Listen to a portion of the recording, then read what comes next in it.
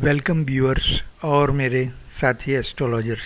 KB system of astrology में जो horary astrology है, प्रश्न कुंडली का जो यूज़ किया जाता है, इस प्रश्न कुंडली मेथड में बहुत सटीक परिणाम पाए जाते हैं। इसका एक एग्जाम्पल इस वीडियो में प्रेजेंट कर रहा हूँ। मान लीजिए किसी ने आपको प्रश्न पूछ लिया कि मेरा एनिमी, मेरा शत्रु मुझे परेशान कर रहा है, तो क्या मैं उसे जीत पाऊंगा, मैं उसे हरा पाऊंगा, या ओपोनेंट के साथ कुछ केस वगैरह या कोई गेम खेलते हैं, कुछ भी है, तो इसमें क्या मेरा विनिंग पोजीशन रहेगा, मेरी पोजीशन स्ट्रांग रहेगी कि नहीं रहेगी, will I be able to win over my enemy और ओपोनेंट। तो इस बारे में हमें 1, 6, 11 ये 3 हाउसेस का अध्ययन करना पड़ता है। ये करने से क्लियर आंसर मिलता है। तो houses 1, 6 and 11 are to be examine for questionnaire.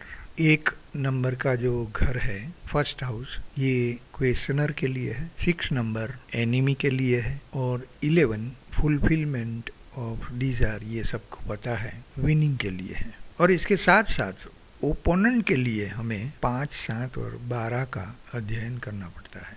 House number 5, 7 and 12। Opponent हमारा 7th हाउस है, और 6 और 11 फ्रॉम 7th आर 5 एंड 12। तो इसका भी हमें स्टडी करना चाहिए, ताकि 2 में से क्वेश्चनर और ओपोनेंट, ये 2 में से किसका पलड़ा भारी है, ये हमें क्लियर कट आंसर मिल जाता है। तो ये एक एग्जाम्पल लिया है। एग्जाम्पल तो कह सकते हैं, क्योंकि ये तो मेरा खुद का एक्सपीरियंस वाला रियल एग्जाम्पल है। तो इसी में ऐसा ही प्रश्न था, इसी प्रश्न का जवाब मैंने दिया है। आज की बात है, आज 11 जून 2023 और सुबह बिफोर नून 10:35 और 15 सेकंड का टाइम, और प्लेस अहमदाबाद। अब इसमें एक बात जरूरी है यहाँ जिक्र करने की। मान लीजिए किसी ने आपको कुछ प्रश्न पूछा और हॉररी चार्ट से आपको डिसीजन लेना है।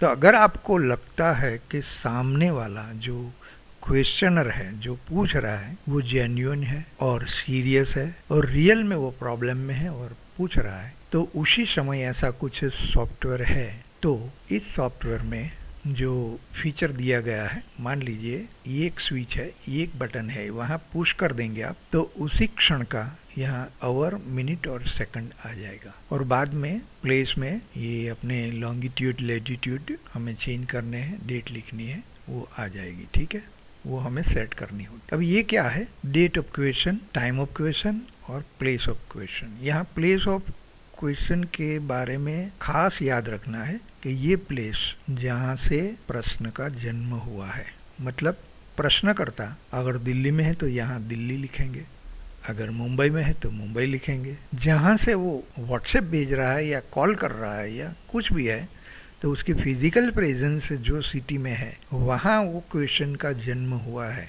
जैसे इंसान का जन्म होता है, ऐसे ही क्वेश्चन, प्रश्न का जन्म होता है। ये तारीख, ये टाइम और ये प्लेस पर ये प्रश्न का जन्म हुआ।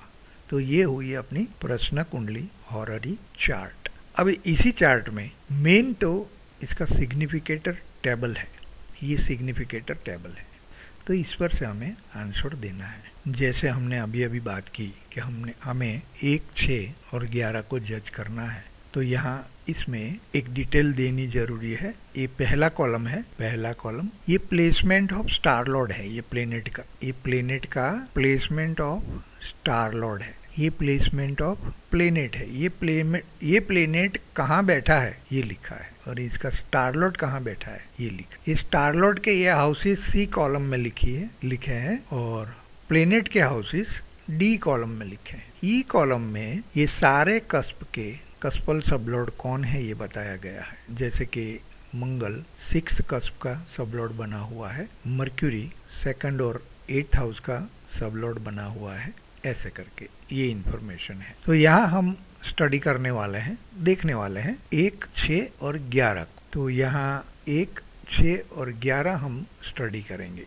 ये रहा 1 नंबर, ये रहा 6 नंबर और ये रहा 11 नंबर। अब इनके सामने देख लीजिए, यहाँ सिग्निफिकेशन में 6 के सामने 1, 6 या 11 में से कोई भी दिखना चाहिए। 1 अपना जो ग्रुप है, जिस ग्रुप को हम एग्जामिन करना चाहते हैं, 1, 6 और 11, इनमें से कोई भी दिखना चाहिए, तो हम मानेंगे कि इसका कुछ लिंकिंग बन रहा है, स्ट्रेंथ बढ़ रहा है, ऐसा लगेगा। लेकिन यहाँ इस केस में 6 के सामने 1 नहीं है, 6 भी नहीं है और 11 भी नहीं है। अब बात करेंगे 1 नंबर की। 1 नंबर के सामने भी कोई सिग्निफिकेशन में 1 नहीं है, 6 नहीं है, 11 नहीं है। 11 के सामने देख लीजिए, 1 नहीं है, 6 नहीं है, 11 नहीं है। इसका मतलब ये हुआ, ये तीनों का बॉन्डिंग बिल्कुल नहीं है, ये सर्किट कंप्लीट नहीं हो रही है। तो ये क्वेश्चनर की साइड से ये वीक पॉइंट हो गया। अब बात करते हैं ओपोनेंट की। ओपोनेंट के लिए हमने अभी बात की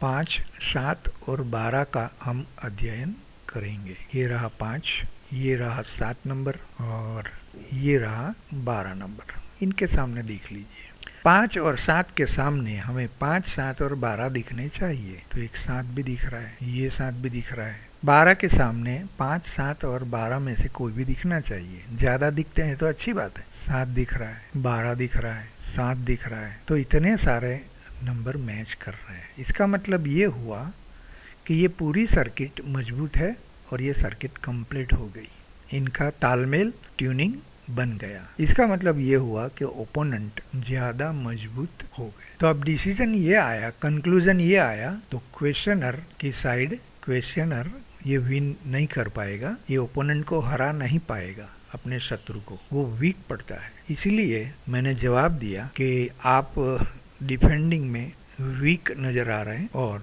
सामने वाला विनिंग कर रहा है, मतलब स्ट्रांग है। कुछ रेमेडी बताना है तो आप अपनी ओर से कुछ बता सकते हैं और साथ में ये भी बोल सकते हैं कि हम प्रेयर करते हैं कि हमारा प्रेडिक्शन फेल हो, हमारा प्रिज्यूम्पशन गलत साबित हो, ऐसी हमारी प्रार्थना है। क्योंकि हमारी इमोशनल अटैचमेंट भी होती है अपने जो कंसल्टिंग के लिए आते हैं इनके लिए। तो ये था डिस्कशन एक हॉररी चार्ट का, और ये रियल एग्जाम्पल था जो ये सब की जानकारी के लिए मैंने शेयर किया। So thank you very much.